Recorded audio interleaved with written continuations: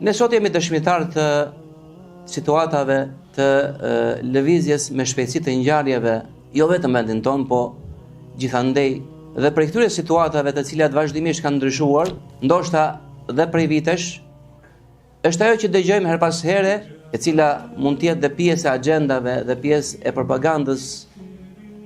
propagandave të ndryshme, që ka të bëjë me ndryshimin e krijimit të njerëzit. Ndryshim ky i cili konsiston në mospëlqimin e asaj me të cilën i madhi Allah, Zoti yt, e ka krijuar njeriu, apo të ka krijuar ty.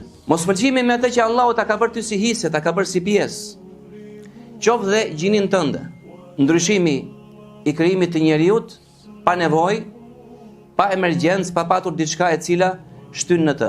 Apo rendjen mbas ideve të ndryshme, mbas imitimeve, dhe sigurisht mos kënaqjes, mos pëlqimit asaj që Allahu Azza wa Jall ta ka caktuar ty. Vërtet që njeriu është në një formë të bukur, po njeriu gjithsesi nuk ka një përsosje absolute. Pra, përsosmëria absolute i takon Allahut subhanahu wa ta'ala.